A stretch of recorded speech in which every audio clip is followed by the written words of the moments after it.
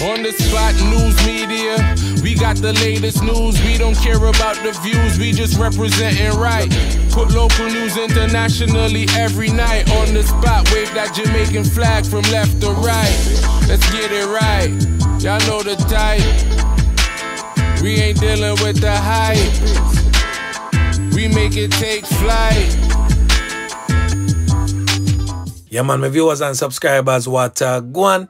A blessed and wonderful Thursday evening to each and every person out there tuning into On The Spot News Media. Now, my peeps, I have a few stories to share with you, the regular members of Chan Public, and also members of the diaspora. So please, like the video, share the video, watch the entire vlog, so you can get a full understanding and a better appreciation of everything we are going in Jamaica. So watch this now, my peeps. We're going to kick it off in the evening in the troubled, war-torn, crime-riddled Glendon Police Division. This is most definitely a warning before the conning, and also a warning for your upcoming vlog, totally based on happenings in Hayes, Newtown, Phase 1 and 2, and also a section called Raymond's. Now there has been an ongoing gang war, fighting for turf, fighting for control of the entire Hayes Phase 1 and 2 and also Raymond's. So the powerful gang that is basically the strongest gang on the ground is secretly taking out other persons from out their way who they may see as hindrance in them taking total control of Hayes Phase 1 and 2 and also Raymond's. Now in recent days we have seen joint police military raids being carried out in the Hayes Newtown community and also Raymond's, trying to find criminal elements who are hiding in those particular places. But as always, the criminal them sometimes gets a head up and take with themselves quick and fast out of the place. Hence, the police and soldiers them come up empty-handed in most cases. Now we have a criminal element who is presently behind bars, identified as White Knight, but his correct name, Dwight Gale. Now this criminal element here is presently behind bars, but somehow still manages to sit at the helm of his gang. He is still the reputed gang leader for the Hayes Phase 1 and 2 factions. Now he has teamed up with others, and basically one of the main perpetrators of a lot of what you see going on in Hayes Phase 1 and 2, as he tries to take full control of all the areas in Hayes Phase 1 and 2 and Raymond's. He has went neck to neck with other rivals, much smaller gangs than his, and now he has teamed up with some other top knockies and clappies in the place to take over the full reins of Hayes Phase 1 and 2 and also Raymond's. Now the warning is going out most definitely to Dwight Gale, aka White Knight, and also some other criminal elements who is aligned to him and also his rivals. Now we are talking about people like Rambo. We are talking about people like Haskell. We are talking about Spaniard. We are talking about Psycho. We are talking about Starboy. I did a vlog on Starboy some time ago. We are talking about man like Blacks. We are talking about Bobby. We are talking about Billy. Just to name a few. Now me have a vlog for drop shortly and here's Newtown, Phase 1 and 2, and also Raymond's, where I will most definitely be speaking about all the criminal elements that I just listed for you not too long ago.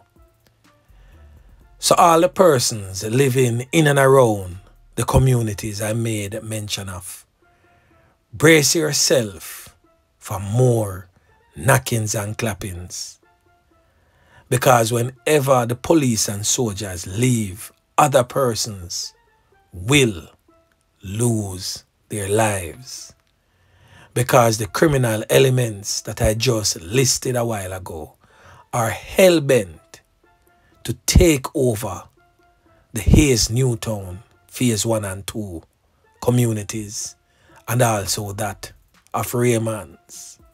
So the white, Gale and Feme faction and the rivals, the knockings and clappings will continue. But anyway, make we move on. Now we're going to talk about the exotic dancer we lose 3 points. What they are in a Mandeville, Manchester. We're talking about this female presently on your screen identified as Deseja Faulkner, but more popularly known in the streets as Drama. Now we get a name and a face of the knackies and clappies. We slap her away.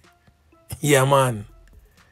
We are talking about this brother here, presently on your screen.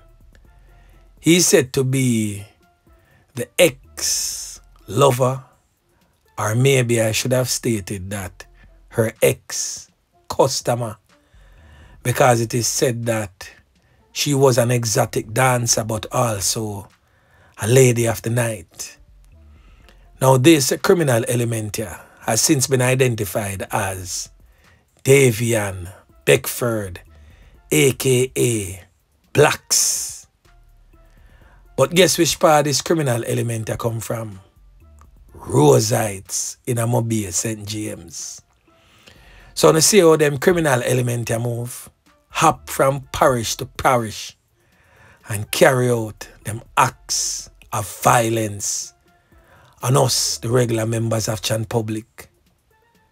They literally have no fear to traverse these streets with their firearms in a broad daylight and just knock it and clap it and keep it moving.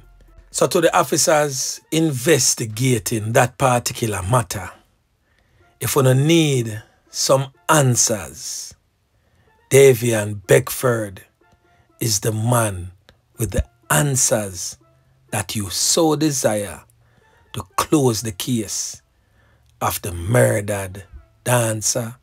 Yeah, man. Now over there in the St. Catherine North Police Division, detectives assigned to the St. Catherine North Police Division have expressed a concern that most of the 37 fatal knockings and clappings committed in their police division since the start of the year have occurred in the rural sections of the St. Catherine North Police Division. That's beyond Flatbridge. So basically, from your past Flatbridge going into Yuatan, right in that cross section there, most of the knockings and clappings has taken place. Now they are seeking this criminal element that they have listed as one of their most wanted. It is said that he has been implicated in more than 7 of those fatal knockings and clappings. Now the criminal element on your screen has since been identified as Glendon Amos, but he's more popularly known in the criminal underworld as Bull. Yeah, man. Now Deputy Superintendent of Police Paul Bernard says Amos is wanted in connection to a whole heap of knockings and clappings resulting in the loss of life of some people in the Commodore District and Banbury District and surrounding areas in Bagwak and Linstead. Now the police is stating that when the rural spaces have become so dangerous that people quiver in fear, it needs urgent attention. DSP Bernard stating that over 60% of the knockings and clappings in the division were committed in the rural communities. So most definitely, my peeps, that is indeed a cause for concern.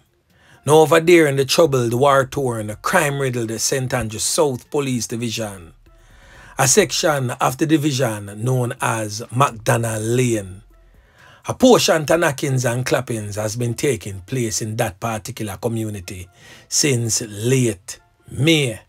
I covered a vlog about this man presently on your screen that was taken out in a hail of bullets along Maxfield Avenue.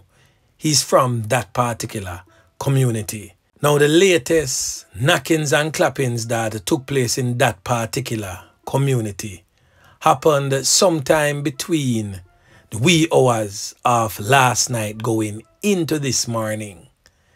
Now the knockings and clappings was allegedly committed by a criminal element identified as Danny and his accomplice, Prakash. It is said that it is in relation to the recent fatal knockings and clappings of Kingman. Yeah, man. So 4 people end up get caught up.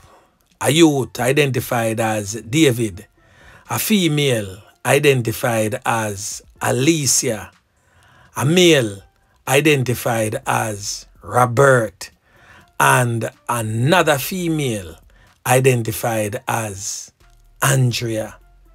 So 4 people end up get caught up.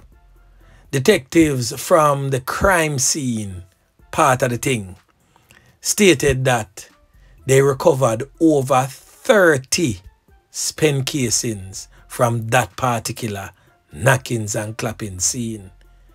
So the knockings and clappings continues. So the whole of around there, you know where go on, you see where go on somehow.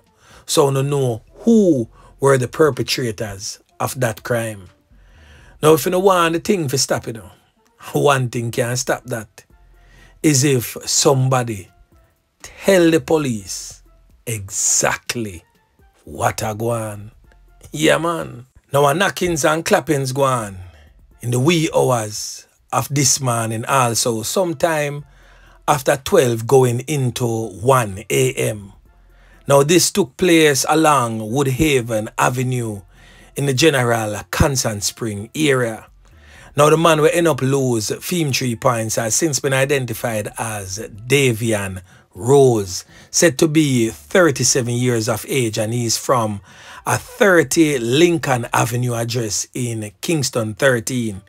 It is said that he was trailed, cornered, and murdered in his 2010 white Toyota Fielder motor vehicle along Woodhaven Avenue. It is said that the knockers and clappers them will take 3 points, was traveling in a white Toyota Probox motor car. So the Constant Spring police have not yet ascertained a reason for his fatal knockings and clappings, but they say that they are presently investigating.